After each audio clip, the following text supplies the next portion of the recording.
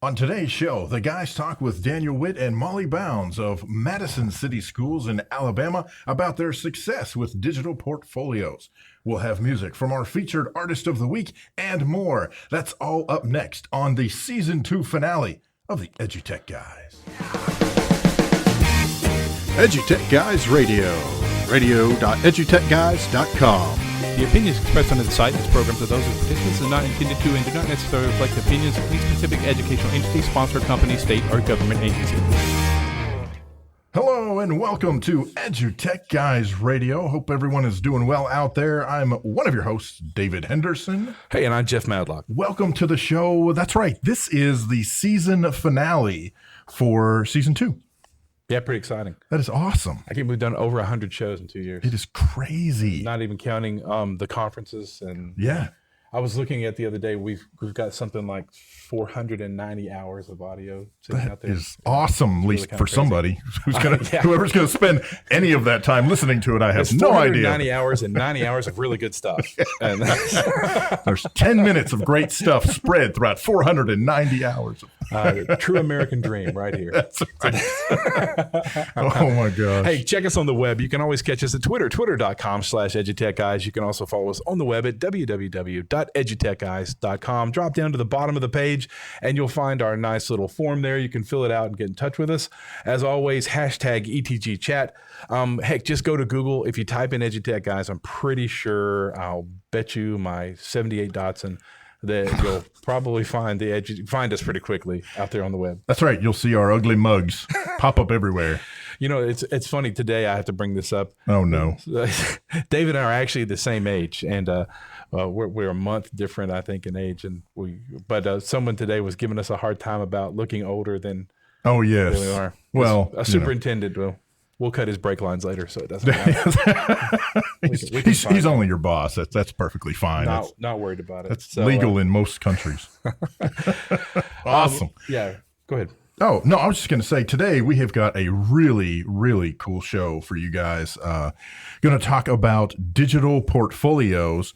And the way this started, Jeff and I were having a conversation at lunch, which is often how we come up with the ideas for our shows. We're hanging out at lunch and one of us says something stupid and next thing you know, there's a show.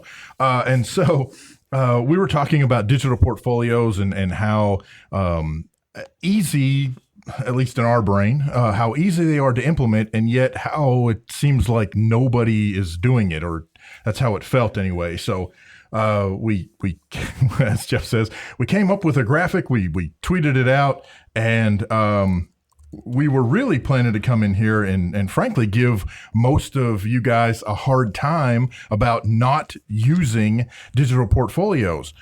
And then a really cool thing happened. Yeah, a really cool thing happened.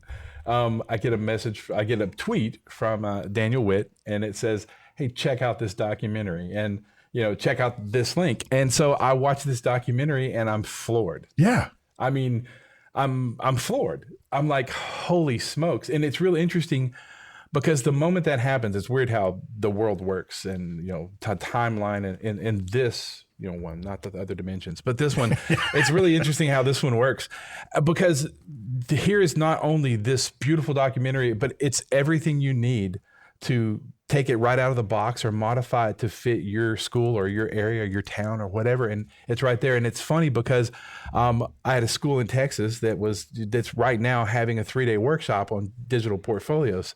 And I had just told them, 3 days, that's cute. That's not enough time. Right. Yes, exactly. And I was able to write back last night and go, great, you need to watch this documentary. Yeah. And if you'll go down here and click this link at TinyURL, you're going to have everything you need. Yeah. Now, it's been taken care of for you. So all you got to do it. So this has happened and I like to be proven wrong. And so we've been proven wrong. Yeah, it's awesome. And it makes me really happy. Yeah, so it's been very cool. So, I'll tell you what, go ahead. We're going to jump out to a quick commercial and we'll be right back and we'll jump right into this. We really know what we're doing. We really do.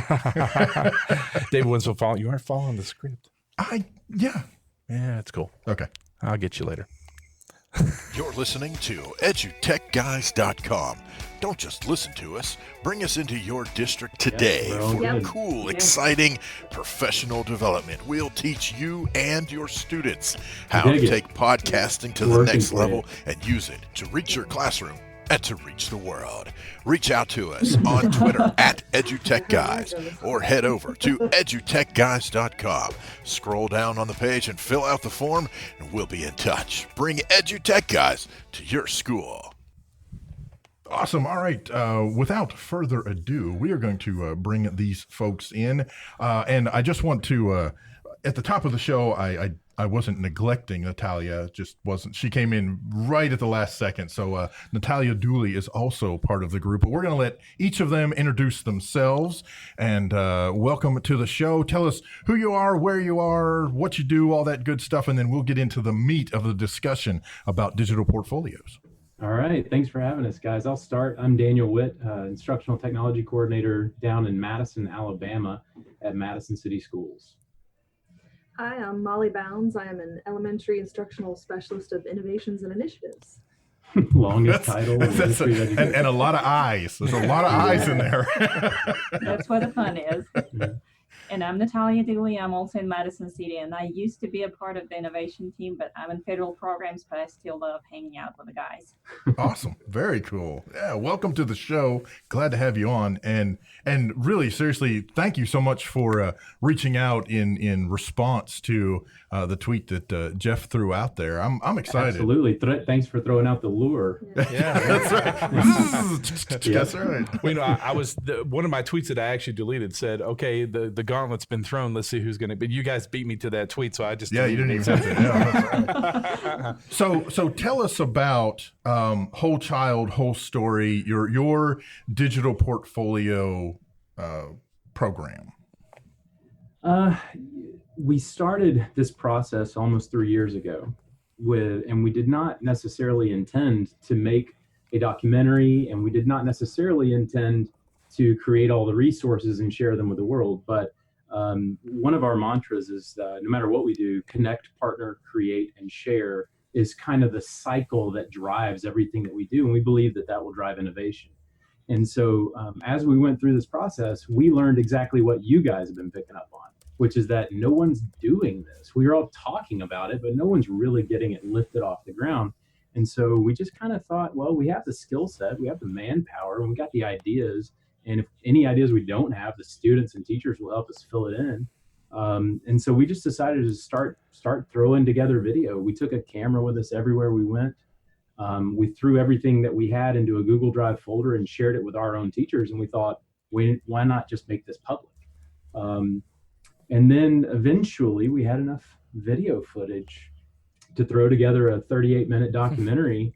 And we really believe in that thing. And by the way, I don't know if you picked up on this yet, but the documentary was actually edited by a high school junior. Yeah, I did. I caught that. All the camera work was done by high schools. Wow. Yeah, right behind where I'm sitting right now at an editing station, Christian Arnsbarger is the kid's name, and he's phenomenal.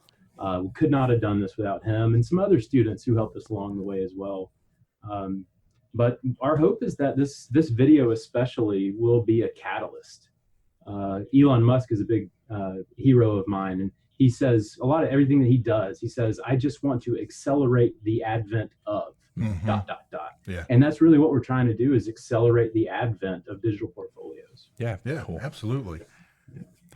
And guys, something I wanted to point out as Daniel was talking, the resources that we created, it's not really three of us. When we say we mean the entire district that we work with. And actually, we've been picking the brain of people in the North Alabama, some folks in South Alabama, some people out of state.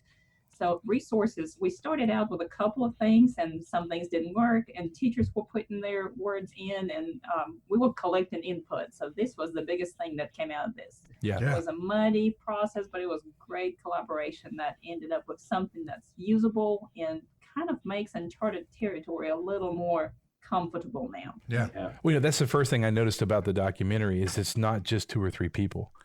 There's a ton of people and a ton of students on the video, just to show that the editing was done beautifully. To go, hey, listen, we've got this and this beautiful timeline, and it kept changing. So I was never seeing the same face again. It was like, wow, everybody had something to do with this. That's a big credit to your district, a big credit to your school. I mean, that's really cool. So yeah, there it is. You guys realize the same thing we were just talking about, and every year I talk to a lot of schools about, why aren't you doing digital portfolios? Just use Google Classroom or do this or that. It's there. Let's talk about it. You guys injected it with steroids and and went, okay, let's throw it to the wolves and see how this tears apart and what happens. So that comes up to, how did you come up with the process to create the process? I know that might sound redundant, but there was 4 of us in an office for a year.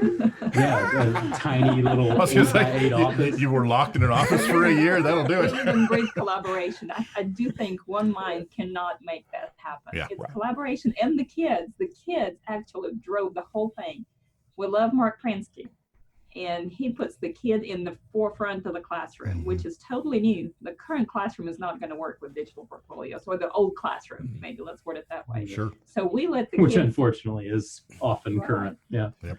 we let the kids drive the whole process, and then we were the adults who were vetting to make sure it's quality and driving the rigor and providing adult facilitation. So one of my questions is, in the creative process, there's always one goal. It starts with one goal. And then as you go through that creative process, that goal becomes multifaceted, and you learn as you go along. What was in that, when the 4 of you were in there with that? I know it had to be a whiteboard in there somewhere. So when you were in there with that whiteboard and you had that one goal, do you remember the one goal that came out first, that one thing that started that spark? So I know the original spark was about 3 years ago, when all of us were hired in to the central office, and all of us were going, why did I get out of the classroom? Which is often the case with educational leaders, right? And it was set forth by our secondary coordinator, Dr. Heather Donaldson. She said, listen, we just got back from Model Schools conference, and there was an amazing session on digital portfolios. I have no idea how to do it, but it'd be great if you guys could figure it out. And so that's kind of how that was the initial spark. And then we just kept on pouring gasoline on it. The key along the way was having school level personnel who had innovative mindsets, who were willing to work with us, willing to partner with us without knowing that it was going to work. That's the key, I think, to any innovation, especially in education, is you have to be willing to jump in. Yeah. And so we would identify 1 or 2 key teachers. Media specialists in this process are really, really key. And we would just communicate with them and say, hey, you guys want to try something weird with us? And so we started, I think our first one ever was a 5th grade, the entire 5th grade at Horizon Elementary. I think it was the first one we ever did. And man, was it broken, but it worked still. You know what I mean? It was disjointed, but we went in there and the kids understood right off the bat, hey, you guys are the guinea pigs. And eventually, by the end of it, it was a really, really beautiful experience, I think, for everybody. And then we've been in every school since. That's 11 schools in our district. We've been in all of them and just doing this in some way. And what we're trying now, our hurdle is getting the momentum going so strong that it operates without us, so that we can take our foot off the gas and it still moves. Right. And that's a challenge with anything. Sure. So tying that in with the conversation that Jeff and I had, in terms of, it didn't feel like anyway at the time yesterday that anyone was even doing this. And then you're talking about, you grew it from 1 grade level and you've been sort of helping it gain its steam and build up. So, I mean, let's talk about that. Why is that such a problem? Why do you think digital portfolios don't have that steam push behind it? Yeah, man, that's a big one. And you guys please jump in whenever. We feel really strongly about this. There are a lot of things in education that are evolving, and they're evolving at an exponential rate beyond what we've seen in the past. And I think a lot of the problems that we keep butting up against is trying to force fit new ideas into an old construct. And I think so often that's what drives educators nuts. Yep. And so I think we should start there. In 2017, educators, students, administrators are so overwhelmed by the sheer additive nature of education. Sure. Do this, now do this. Yeah. But don't let go of what you started last year. Now do this on top of that. And while you're at it, get your teachers to also fill out these forms and then do this. And so we firmly believe that part of what's going to allow digital portfolios to really take off is subtracting some stuff. Austin Kleon says in his book, Steal Like an Artist, in fact, he has an entire chapter. It's called Creativity is Subtraction. That's the name of the chapter. And I firmly believe that in education, we've got to start trashing some things because our teachers and students are overwhelmed. And so that's one of the big hurdles. And I think the other side of it is that it doesn't blend well with the old industrial model of education that requires metrics and numbers to drive everything. When you have an accomplishment culture that portfolios can so beautifully catalyze, when that's a thing, how do you quantify that? How do you add a number or how do you slap a number on it and say, you're at the top, you're in the middle, and you're at the bottom? Right. And I think that that's something that doesn't jive very well with our current model of education. And so along the way, I think we're going to have to reinvent a lot of education for portfolios to actually take off. You know, you're exactly right. Okay. You got one? I have one. No, I thought, I'm sorry. That's my bad. I thought Molly was going to jump in there a second. So. Okay. Sorry. Well, I mean, a lot of things are going through my head, but I'm going to bring up Prinsky again because he was one of the catalysts that said, really, what are you doing? If we're not providing a place for children to affect and change the world positively, what are you doing to get out of education? Exactly. And when you think about that, you're like, okay, well, if that's what we want them to do, that doesn't line up with A, B, C, D. It doesn't line up with report cards. It lines up with accomplishment. And how do you measure that? How do you show that? Yeah. And a child needs to go through a lot of self-reflection and looking at their own identity and setting their own goals. And I think that's where digital portfolios started to really coalesce around those ideas of self-identity and self-empowerment, and I can change the world, and here, let me show you all of me and what I can do instead of grades. And students feel very locked in by their goals being a letter or a number. Right. Yeah. Well, you know, it's funny you should say that. I had a student, I have a problem with research papers. I have a big problem with research papers. And I'm a former English teacher. I hear you. I mean, you know, back in the day when you had a library and that's it, okay, whatever. But I had a student come to me and say, I want to be a CIA analyst. What do I need to do? And I said, and I'm going to go to the end of your documentary. At the last phase of what you have, you need to ship. It's time to ship this thing. And we don't allow our students to do that. I'm going to write you a research paper on 4 points from Harry S. Truman, and I'm going to turn it in, and you're going to read it, and I'm going to do the work on it, and that's as far as it's ever going to go. Yeah. And it's not a whole lot of incentive to do solid work, is it? Yeah, I mean, you're right. No. I'm back to, why didn't you just tell me to pick a topic and write a blog on it every week inside my digital portfolio, and then maybe have some peer grading thrown in there so that they're going to help me move forward. And then it's out there. It's in the world. It's in the wild. And if anybody's going to see it, it would be the CIA. But I'm just, I didn't say that. Yeah, we firmly believe that providing our students with an authentic audience for their work and their learning and their growth is really what it's all about in 2017. Yeah, you're right. They're seeking an audience for their thinking already, but they have their life on one side and their school on another side. Yeah. And what we're really trying to do is merge those things together. Yeah. You know, what does their workflow look like in 2017? It should look what their learning looks like. I mean, they should look identical. They should look similar. Yeah. You know, it'll date me, but I have to tell you, the music was great. I'm a jazz and classical bassist. I was a band director in a former life. Cool. You know, we get that even if 5 people come to hear me play trio jazz and like it, wow, I'm happy.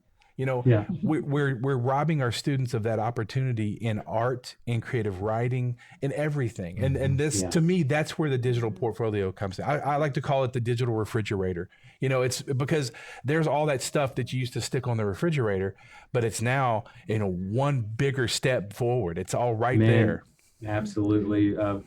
Really great thinker, Monica Hardy, has a graphic, and I wish I had it right now and pull it up. It's called Refrigerator Worthy. Yeah. And it shows how you inspire change, and throwing it up on the refrigerator now is putting it out into the world via the internet. Yeah, Yes. the world refrigerator. That's right. even better. Yeah, and no kid wants to put out low quality work. Right. No kid wants to do that. So they're going to grow because they have to grow. Yeah. Right. Well, and that's one of my mentors. I don't know, you may or may not know Kevin Honeycutt. He was working with a group of students, and at that time was getting them to take the work that they had created in terms of poems that they had created and that type of stuff, and getting them out to lulu.com and having them self-publish their work. And he said that there was one girl who she had published her work, and when she got it back, and she got it in her hands for the first time, she read through it and she was just furious at herself. And he's like, well, what's the matter? I thought this was going to be great. And she said, do you know how many spelling errors I have? Do you know how many, I put the wrong word here. Or I just, and suddenly, because it was out in the wild and anybody could get to it, she's like, I got to fix this before anybody else gets a hold of this. And if it was on a teacher's desk, she would have never cared. She would have never reflected ever again. Exactly. Yeah, absolutely. Yeah. Well, and we have to give you props. That's, we share and reflect not enough. Yeah. Our problem is we share like crazy. We don't reflect enough and reshare. That's a big one. And I noticed that. So let's jump back into it. So let's talk about during this growth experience, like as you took the students through the different phases. What revelations came about? What changes happened? And I like to say this, what spinoffs happened? What else happened for the school district and for the school that you realized, hey, we need better video editing, creative writing, audio editing, math, coding, science, STEM. Can you talk to that? Oh, one big thing we talk to kids about is show then reflect. That's our big mantra, another one that we use with kids. And actually, when they see a second time, they say, yeah, we know, show then reflect. I didn't do it, did I? Or I forgot about this. So we talk to children about everything you show has to have a reflection, and you have to do it better. And then you have to bounce it off of your friends. You can look at other ideas to stimulate your thinking, but you've got to show and reflect. Everything you do, you have to reflect. And I think that ultimately that's the big piece that spun off of this, and will hopefully continue exponentially to spin off of this, is that reflection is really a missing piece in education. And if they're going to show something, anything, not only do they need to reflect then at that moment upon showing it, but then they also need to go back and revisit it frequently.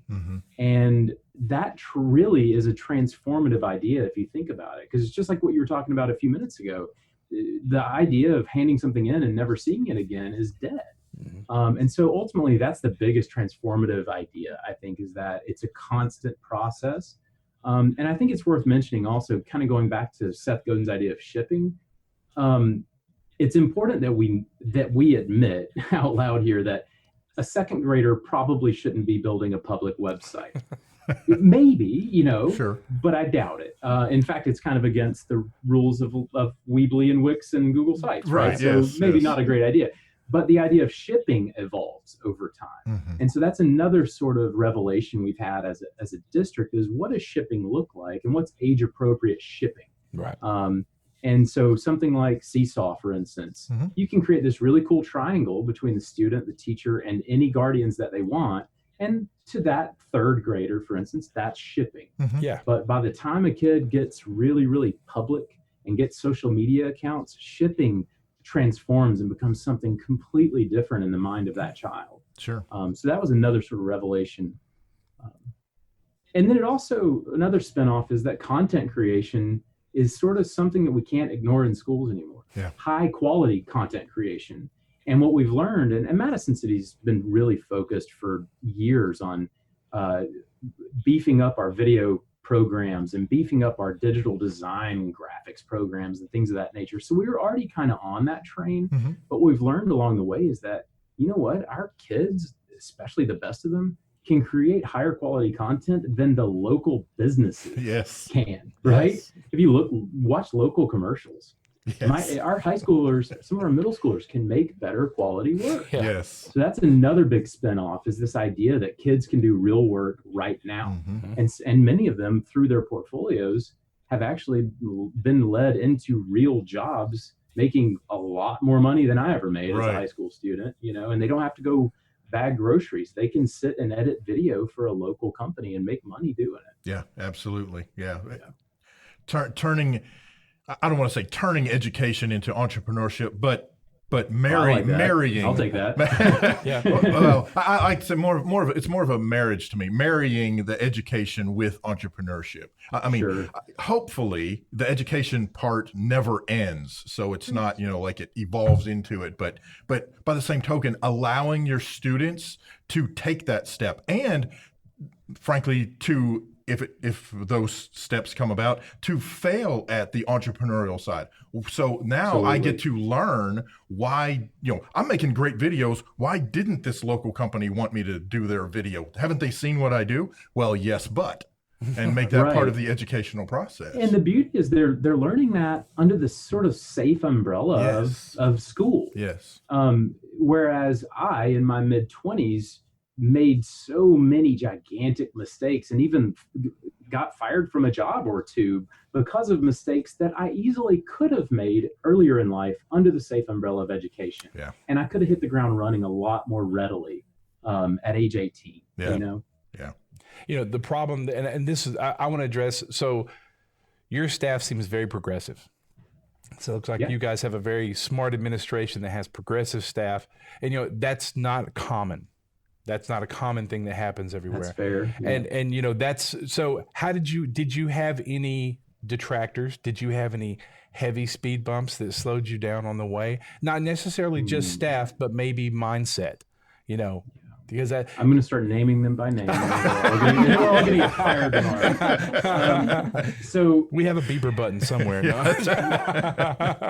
the answer, no matter what district we are in or were in, hypothetically, the answer would always be yes. Right. And that's because we are part of one of the most dated and traditional systems on earth. Education in general, the industrialized education that, in my opinion, is going away. Yep. But man, it's not going away very quickly. There's always going to be those who strive to preserve what they've latched onto. And in my opinion, we as a society in general, not just in education, are completely done with the idea that we can prescribe to a construct for a long period of time. It really doesn't matter what we're talking about, what sector of society we're talking about. So yeah, I mean, we've always got hurdles, and some of those hurdles are people. Sure. But we believe that through putting the students first and through showing the beauty of the process as well as the product, as Mason Overcash put it in the documentary, through that process, you can't deny the truth and beauty of digital portfolios. And not until you make something and ship it out in the world, though, do people buy in. Right. Because if you're just sitting in a meeting and going, hey, wouldn't digital portfolios be awesome? Somebody's going to say, no, they wouldn't. Right. But if we can see it, if we actually see it and it's already happened and here's the proof, that's when change starts happening in people's hearts and minds. Yeah. Yep. And so that's our ultimate call to all educators worldwide. If you have a good idea, you have a social responsibility to do it, create something, and ship that out in the world so that other people will also buy into the idea. Not until that happens will we ever start to break apart the old construct to rebuild the new. Well, and that's blatantly, obviously evident in the fact that you're taking your phases and your resources, and these are the things that you built and you grew, and everyone working with you. I don't mean you specifically, but everyone involved in the process, and you're throwing it out there for the world to take and remix and use the way they need to, want to adapt it, adopt it.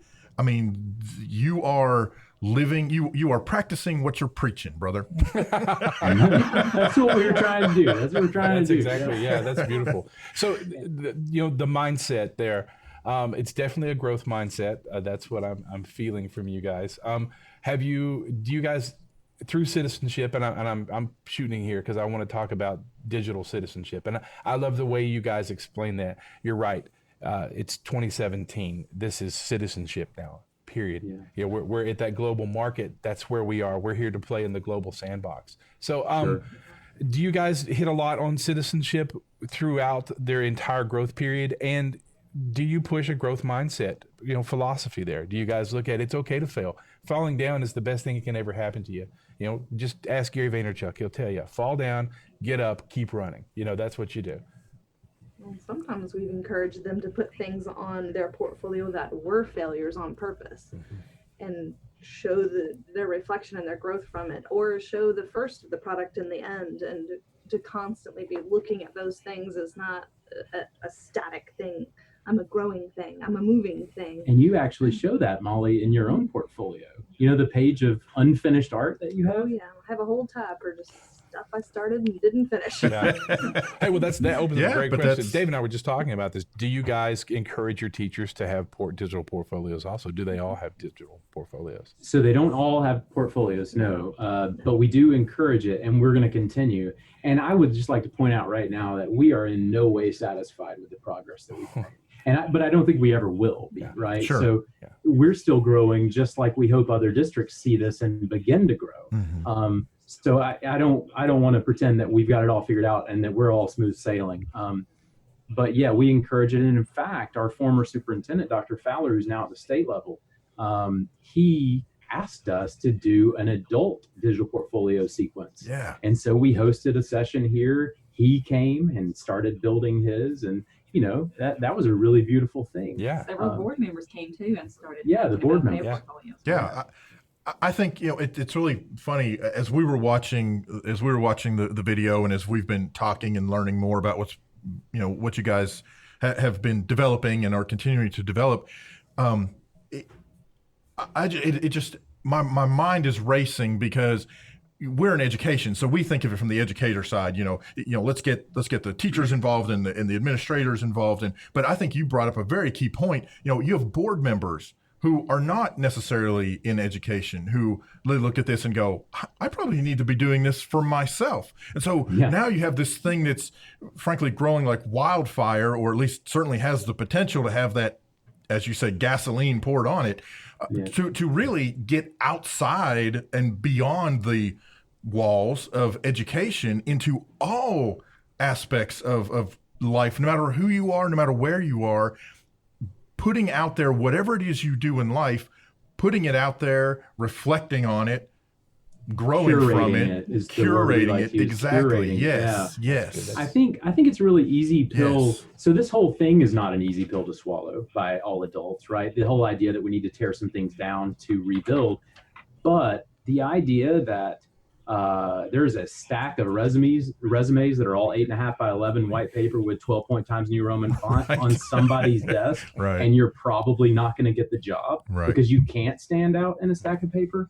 That is a really easy pill for adults to swallow, because we've all been struggling with that for as long as we've been trying to get jobs or scholarships or whatever we do, right?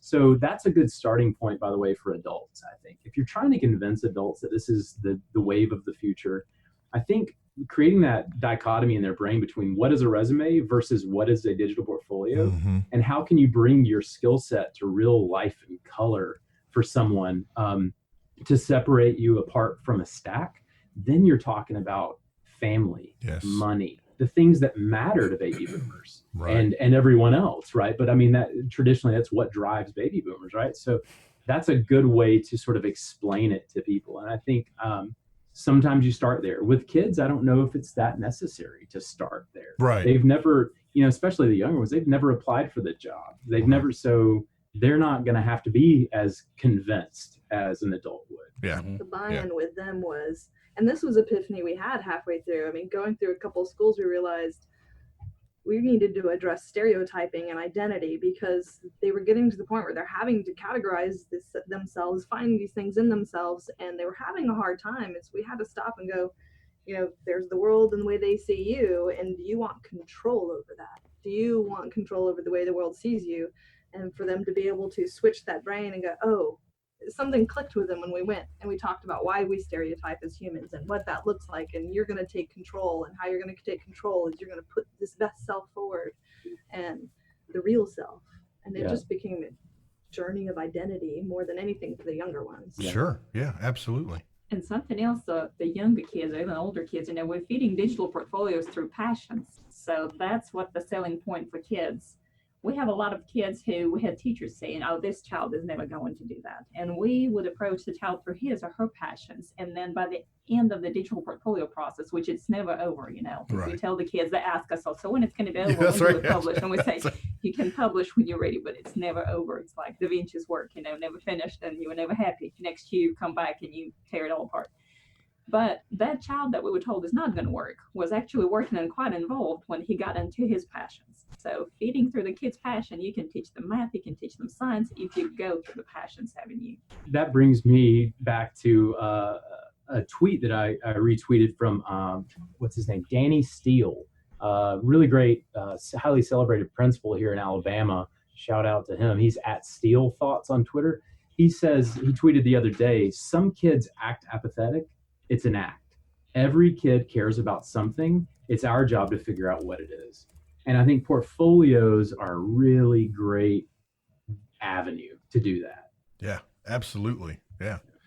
Well, and I think that's key. I mean, and I think that's key for any of us, all of us.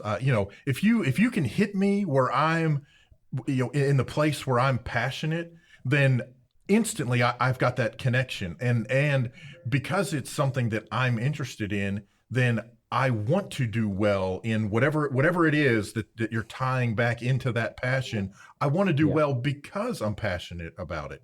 And I want to be able to, go ahead. And because I've connected with you and you appreciate that passion that I've shown. Yeah, absolutely. Yeah. It's just human nature. Yeah. Right. That's exactly what it is. And that's it's awesome. That's what drives all artists. That's what it is. Yep. That's that one nectar that we always shoot for. Yeah. And it doesn't take a lot. It just takes a little bit. Mm-hmm. Yep. So tell us, give us a handful, some of your greatest experiences so far that's happened.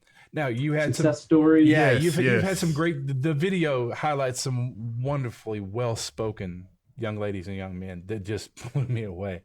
I like the tuba player. But they really impressed me. But tell me some success stories. So before we start that, I think it's worth pointing out that we don't know yet what lies on the other side of this.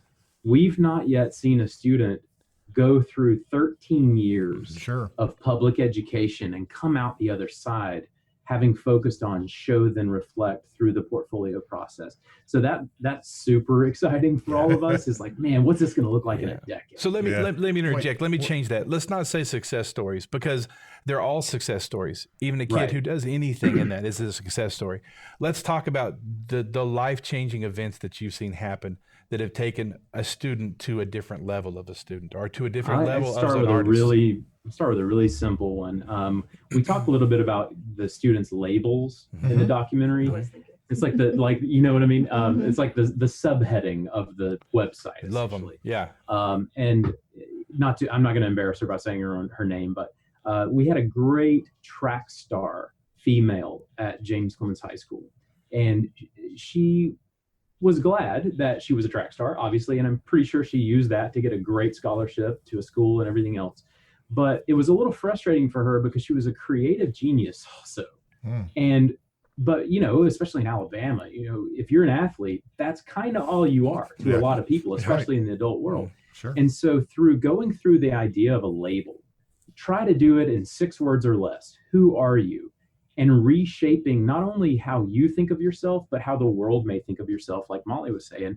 And she came up with an athlete with an artistic eye.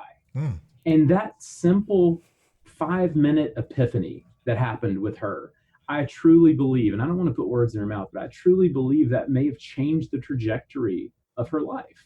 Sure. Through that self-reflection and then working to identify herself in a new way. So that's one really small but kind of giant success story. I see that happen a lot with kids.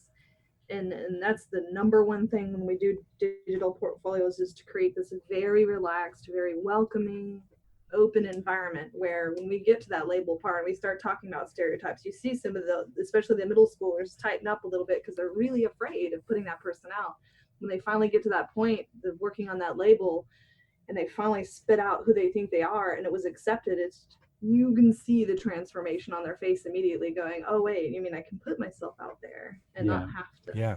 There's lots of those. And we've had some students who weren't exactly in the top 10% of their class. Sure. In the traditional metrics world, right?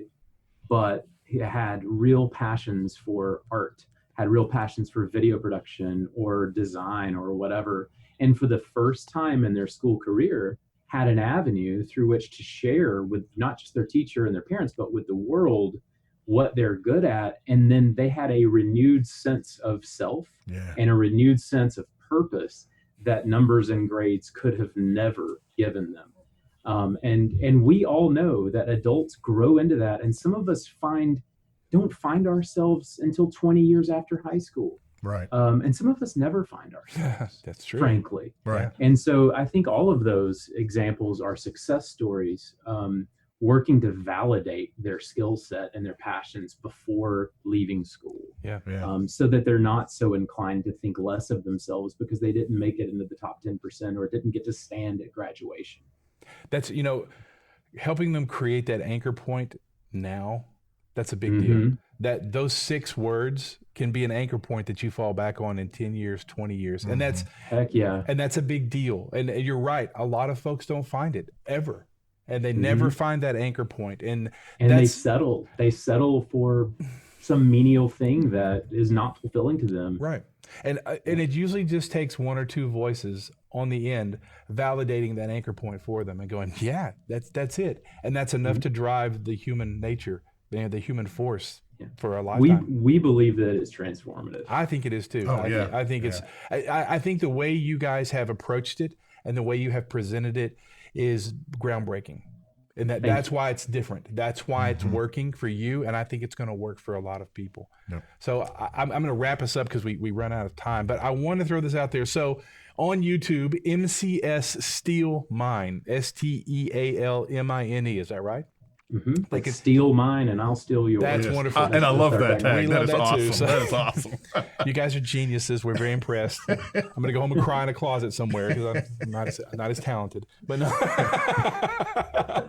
But is there a Twitter address for this? Did you guys have any social media for this project yet? Or will you ever have social media for this project? Do you?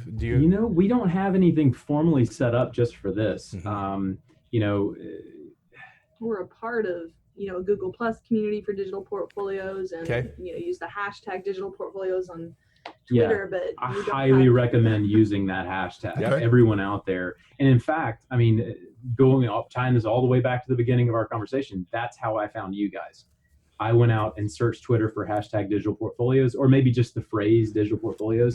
And I immediately found you, noticed that you had tweeted within the last 24 hours, and I jumped. Cool. And I think that's the key to this. So that's the new community. It's a hashtag. It is. And that's so maybe one day we create a Twitter account called Digital Portfolios or something, but I don't know if that's necessary. Sure. The hashtag. Right. Well, and that's what I was going to say, the modern iteration of Twitter and social media, at least as of 2017, is more hashtag than @ sign. Really, we're just one character over, so it changes the way you do everything. I do have one thing that's not related to any of this whatsoever, and you can feel free to not answer or pass or whatever, but the tattoo on your arm it's a waveform, right? This is an audio-based podcast, yes. Right? Oh, yes. It's an audio waveform. I thought so. So I was like, that is a waveform. I'm an audio guy just like you are. I went to school for it, and I'm a musician, and so I have a recording studio, and I produce music and everything. The music for the documentary is spot on, man. It's beautiful. Thanks a lot. I worked really hard on that. I enjoyed it. We were both. That's the first thing we were both like, there's a groove. That's it. That's really good stuff. That's right. Thanks a lot. Hey, we want to keep in touch. We want to find out what's going on, and we will. Through social media and the whole bit. We want to come back in a few months and tell us where you start school this next year. Man, yeah. And if you're at ISTE or FETSI or AESA or any of the stuff, find us. We're usually there. We'll see you at ISTE. We'll shoot you a DM on Twitter and Okay. try to hook up with you. I'll be at Love ISTE. to have a coffee or something. David Yeah, won't be there, awesome. but I'll be at ISTE. Jeff will be there. I'm volunteering in a lot of places. I'll be at the Badge Summit the day before if you guys are coming to the Badge Summit. Okay. So are We're you getting guys- there a day early? So maybe we can make. And are you guys presenting at ISTE?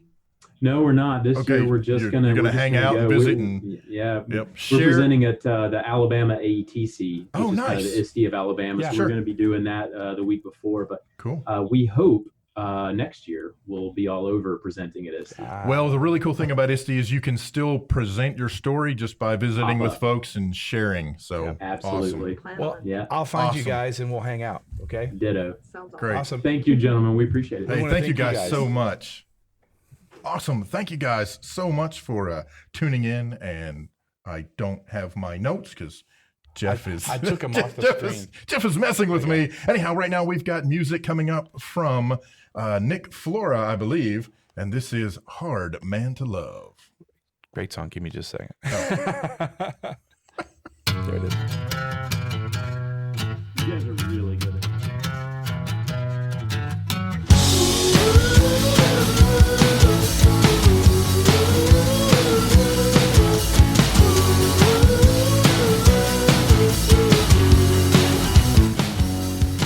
I've got a knack for saying the wrong thing in a mouth that won't stop backing it up.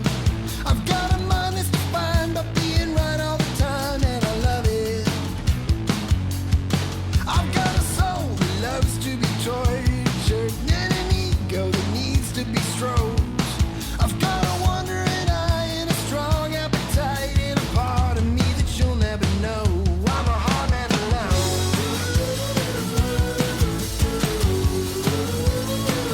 I'm a hard man to love.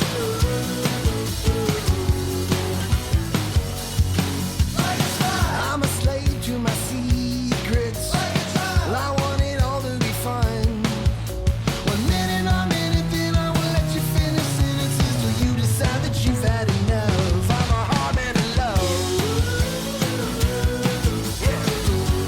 Oh, I'm a hard man to love.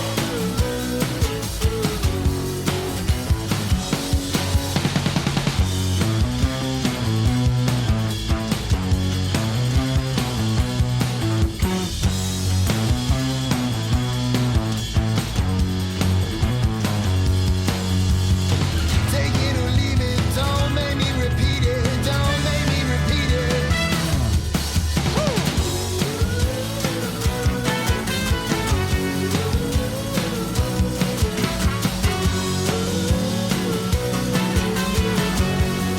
I'm a hard man to love. Yes, I'm a hard man to love. I'm a hard man to love. Hey, you're listening to the EduTechGuys. Hope you're having a great day. We just had a great day with Madison City Schools. Wonderful, wonderful conversation with them and what they're doing with digital portfolios. Yes, and we will be sure to share out. And I haven't looked. I think we've shared out some of that, but we will definitely be sharing out links to their shared resources, links to their documentary, all that good stuff about using digital portfolios with the students. Yeah, really cool stuff. Hey, listen, this summer, if you'd like to see us live, If you would, good. First place we're going to be is next week. yeah, next week, and that is Wednesday and Thursday, Sure.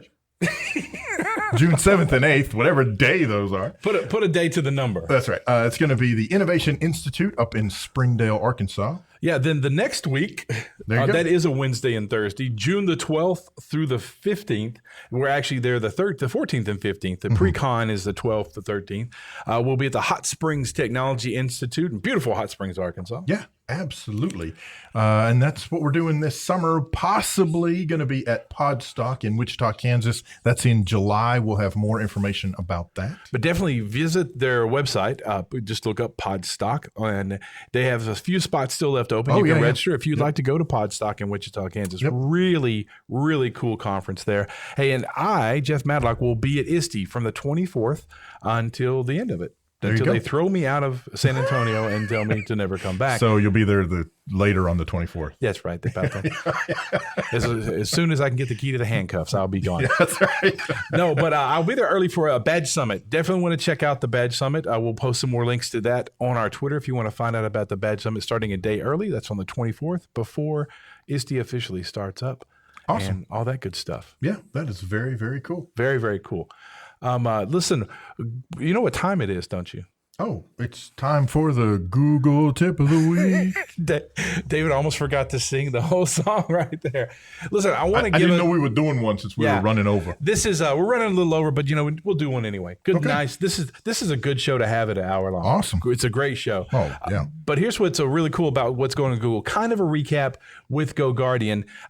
Just been working with some classrooms and some teachers and some school districts and some schools on using Go Guardian Teacher. One really cool thing about that is Google Classroom. When you go into Go Guardian to create your classroom, there's a button that says, pick your Google Classroom. So if you've already taken all that time to do that, it's an easy one-click button to bring in your Google Classroom. And let's talk about Google Classroom. One of the neat features that we've discussed before, but is really cool, is the summary for guardians.